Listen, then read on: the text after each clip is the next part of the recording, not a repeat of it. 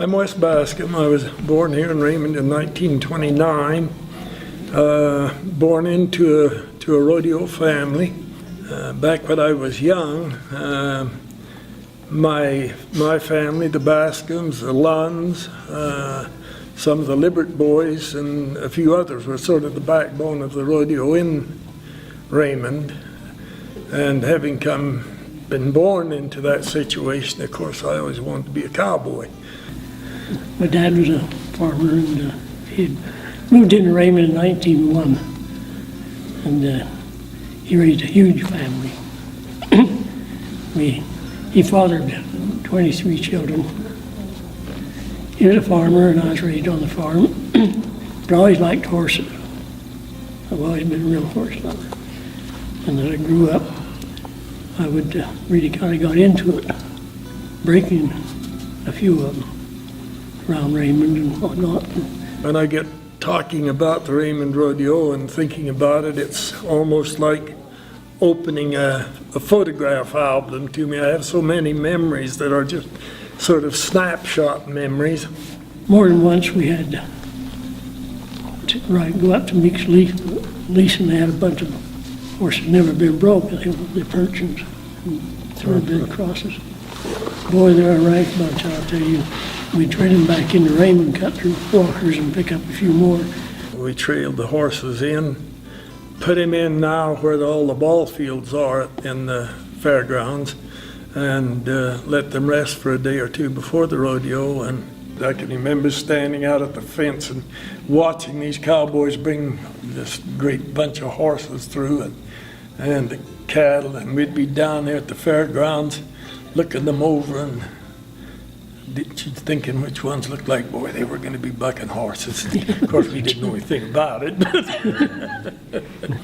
I remember one time when I was small watching them bring these cattle past, and that night I woke up and I could hear a bull bellowing out by the front gate. And man, it scared me. I was just, I don't know, 7 or 8 years old. I expected that bull to come crashing through the front door and wipe out the whole family. And I laid there in a cold sweat, and after a while it quit. You didn't hear it anymore. And for some reason I didn't say anything to anyone, but I went out and looked around for tracks, couldn't find any. A few years later I figured it out. My mother saved our life. What happened, I'm sure, is she gigged my father in the ribs and told him to turn over. So I think that took care of the bull threat right there. But, like Wes said, the rodeo is what we really look forward to. It was really something. And I dabbed a little bit in rodeo, but I didn't stick it out because I was helping my dad on. But I always loved it. My closest to it was pack saddles. You know, in them days, each individual didn't have their own saddle, so I think the committee had saddles. I think about 8 saddles. And when they come out on the bucking horse and things run down the end of the chute and on saddle, I'd go down and pick them up and bring them back and drop them in the chutes and go back kept me pretty busy, $4 a time. But I thoroughly enjoyed it. He was in the amateur bronc riding one year, and he got drew one of these big Roan Meeks horses, and horses were wild then, and they'd buck right into a fence, knock them back on their haunches. And this one Hugh was on got almost to the fence and then decided to jump it. And it made a jump at it, and its chest cleared the top wire, but its front legs didn't, and it flipped right over on its back. Huey let out on the racetrack on his stomach, and this big old horse come down right beside him on his back. And if that horse had come another 4 or 5 feet to the right, it just smashed Huey like a bug. So he said he lucky to be around. In 1939, I had 2 uncles come up from Utah. They were bronc riders and bull riders. But they also brought along a trick riding saddle that had belonged to a Raymond native by the name of Ted Elder. And At that time, I was about 10 years old. My brother had been about 15 years old. And they brought the saddle up, and they put on a trick riding exhibition at the rodeo. And then when they left to go back, they left the saddle with my dad for the use of us boys. And my brother, being older, started trick riding in 1940, I think, and I probably started about a year later. And I trick rode here in Raymond for, I think, 3 years, and eventually got a little too big to be a trick rider, and got an urge to be a bronc rider. But I think my brother and I were about the first native-raised trick riders here in many years, and I don't think there's been anyone in this area that has taken it up since then. The first saddle bronc I rode out of a chute was here in Raymond in the amateur bronc riding, and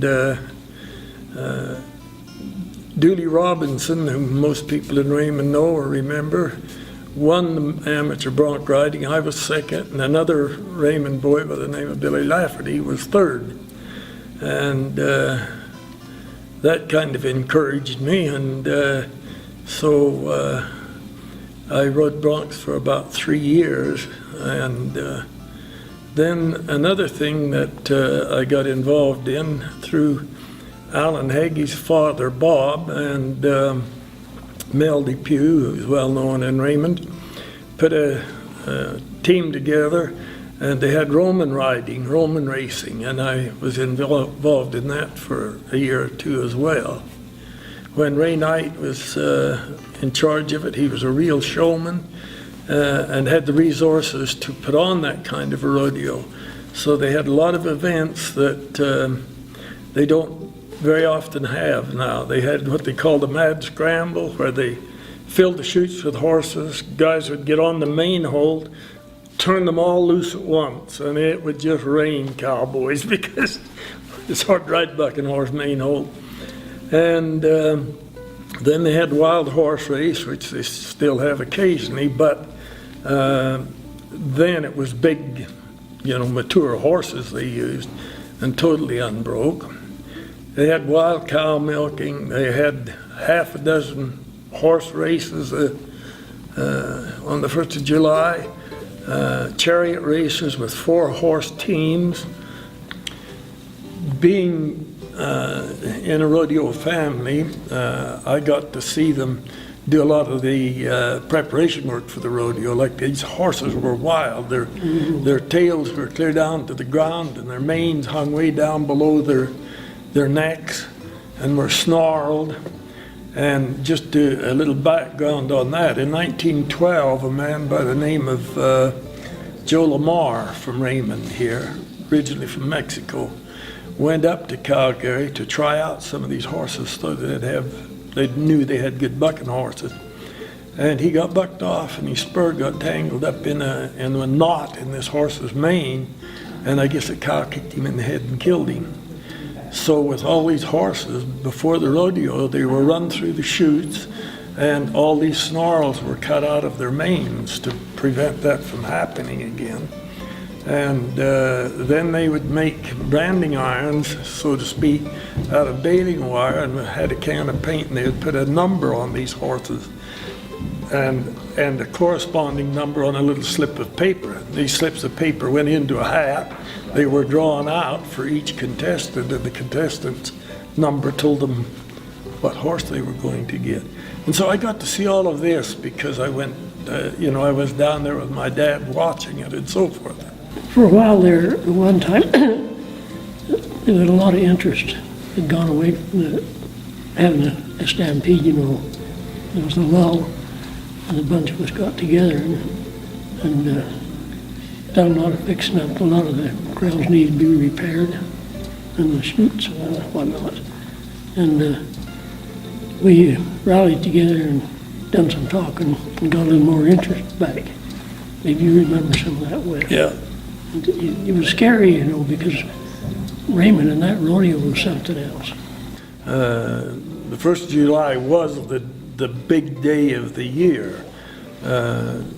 Endless family reunions. You saw people you hadn't seen for a long time, that sort of thing. It was during the Depression years, so that was the day you got to have a bottle of Orange Crush and maybe maybe a hot dog. But the important thing was that the Cowboys then, when they came to Raymond to a rodeo, they'd come the day before the rodeo. They would stay through both days of the rodeo and then stay that night instead of just riding a horse out and leaving. So it brought excitement to the town because you had all these strange people around and so on, these strange cowboys. When I was young, we had, like a lot of other people, had a gentle old horse that was just for us kids to ride. And my brother, being older, would sit in the saddle and I would sit behind him when we rode. And we rode out to Grandpa Court's farm, Hugh's dad's farm, and we got just about to the gate and come across Huey on one of the old work horses. And the horse was just, I think he just had a halter on it, and the horse was eating as it went along the borrow pit, and Huey was laying on its belly backwards with his hands under his chin resting on that old horse's rump. And I've remembered that all my life. Later on in the years, I farmed run the farm and that, then I quit doing that. Started working with the church ranch in 1957. It was called the Cochran Ranch up by Hill Spring. And I started there and I just loved it. I mean, that's what I liked.